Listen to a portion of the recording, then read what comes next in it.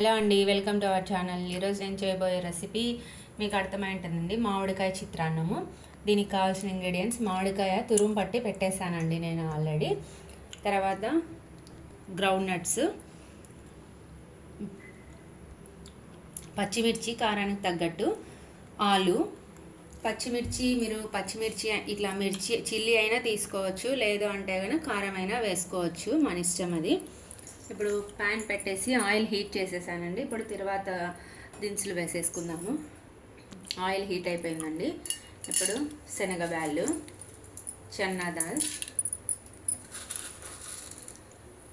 మినబ్యాళ్ళు, ఉరద్ దాల్, కొంచెం జీలకర్ర, ఆవాలు, కరివేపాకు అన్నీ వేసి కొంచెం వేగిన తర్వాత గ్రౌండ్ నట్స్ వేసుకుందామండి. ఇప్పుడు ఇవి వేగినాయండి. వేగిన తర్వాత గ్రౌండ్ నట్స్ వేద్దాము.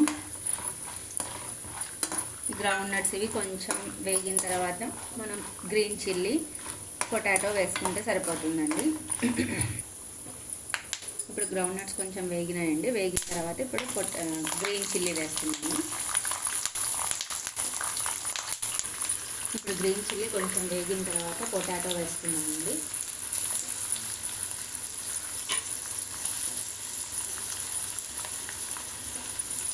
అన్నీ వేసుకున్న తర్వాత ఇవి మిక్స్ చేసేసి పొటాటో వేగే వరకు వేయించుకొని మనము కలిపేసుకుంటే సరిపోతుందండి. ఇప్పుడు ఇవన్నీ వేగినాయండి. వేగిన తర్వాత మనం లాస్ట్లో కొంచెం పసుపు వేసుకొని కలుపుకొని డీప్ చేసుకుంటే సరిపోతుందండి.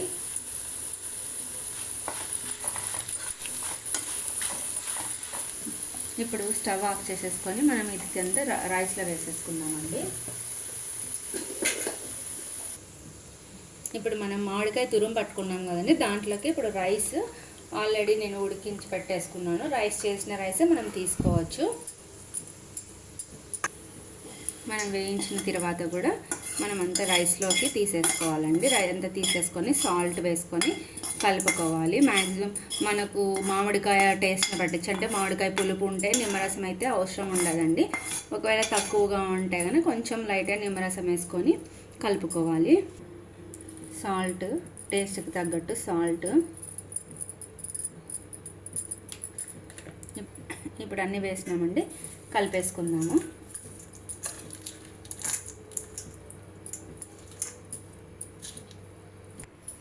మన టేస్టీ అయిన మామిడికాయ చిత్రాన్నం రెడీ అయిపోయిందండి.